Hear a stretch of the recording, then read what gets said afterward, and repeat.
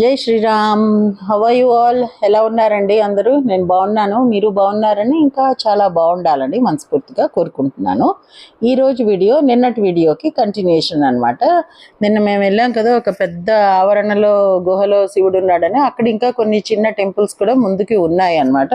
అదే మళ్ళీ మీరు మర్చిపోయారేమో అని మళ్ళీ అదే క్లిప్పింగ్ మీకు షేర్ చేస్తున్నాను. ఈ ముందుకి కనిపిస్తున్న గుడి ఇప్పుడు నేను చూపిస్తున్నాను. వెనకాల గోపురం కనిపిస్తుంది, అది నిన్న గుహలో శివుడు చూపించాను.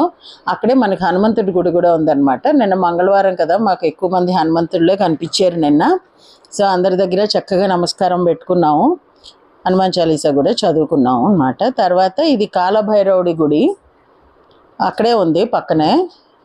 ఇక్కడ పూజ చేస్తున్నారు భద్రకాళి అమ్మవారు అనమాట. ఈ గుళ్ళు అన్నీ కూడా ఈ ప్రిమైసెస్లో ఉన్నవి అన్నీ కూడా ఓల్డే అండి, అప్పుడు కట్టినవే. ఇవన్నీ మేము ముందు మెయిన్ గుహలోకి వెళ్ళి అక్కడ శివుని చూసి పూజలు అవి చేయించుకుని వచ్చేటప్పుడు వీళ్ళందరినీ ఒక్కొక్కరిని చూసుకుంటూ వచ్చాము. ఆ హనుమంతుడి గుడి ఎదురుగా ఒక ధ్వజస్తంభం కూడా ఉందన్నమాట. ఆ తర్వాత అన్నపూర్ణ సమేత కాశీ విశ్వనాథ స్వామి గుడి అండి ఇది. ఇందులో కూడా హనుమంతుడు ఉన్నాడు. ఇగో ఇది మారేడు చెట్టు, దీనికి కాయలు కూడా ఉన్నాయి, కొంచెం చిన్నవే కానీ కాయలు కూడా ఉన్నాయన్నమాట. ఈ గుళ్ళన్నీ కూడా చాలా ఓల్డ్ అండి, ఇవి 500-600 సంవత్సరాల క్రితంవి. అలాగే ఇక్కడ దేవరి అంజాలు అని ఒక ప్లేస్ ఉంది, అక్కడ రాముల వారి గుడి ఉంటుంది, అది కూడా సేమ్ ఇలాగే ఉంటుంది. ఈసారి ఎప్పుడైనా ఆ గుడి కూడా మీకు షేర్ చేస్తాను. అక్కడికి క్వీన్ ఎలిజబెత్ కూడా వచ్చారట ఎప్పుడో. సో ఇక్కడ నందిని కూడా ఎంత బాగా డెకరేట్ చేశారో, కానీ మేము వచ్చేటప్పటికి 11:15 అలా అయిపోయింది. సో గుడి మూసేశారు పంతులు గారు, కానీ శివుడి దర్శనం అయితే మనకు బాగానే అయింది. వెనకాల నుంచి ఉండేది అన్నపూర్ణ అమ్మవారు అండి, చేతిలో గరిటెది ఉంది ఆవిడకి. ఈ పక్కకి లెఫ్ట్కేమో వినాయకుడు ఉన్నాడు అనమాట. ఈ శివుడి అలంకారం చూసారా ఎంత బాగుందో, చక్కగా వీపూది రాసి చాలా బాగా చేశారు కదా. సో మ్యాక్సిమం మీకు తీయడానికి ట్రై చేశాను. సరే వస్తూ ఇంకో మంగళవారం కాబట్టి హనుమంతుడి గుడికి వెళ్ళాలని ముందే ప్లాను. అక్కడ ఎంతమంది హనుమంతుడిని చూసినా అనుకున్నాం కాబట్టి ఈ హనుమంతుడి గుడికి కూడా వచ్చాము. ఇది గుండ్లపోచంపల్లి విలేజ్లో ఉంటుందండి. ఇది కూడా స్వయంభూ అట, చెట్టు కింద యాక్చువల్లీ వెలిసాడు, తర్వాత గుడి అది కట్టించారు. అందులో మేము పూజ అది చేయించుకున్నాము. ఆ గుడిలోనే లెఫ్ట్కి ఇక్కడ ఇలా వినాయకుడు ఉన్నాడు.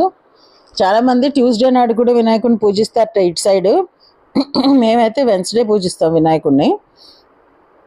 సరే ఇక్కడ నవగ్రహాలు కూడా ఉన్నాయి, వాటికి తీద్దామని నేను వెళ్తుంటే నాది ఫ్రంట్ కెమెరా ఆన్ అయిపోయింది అనమాట.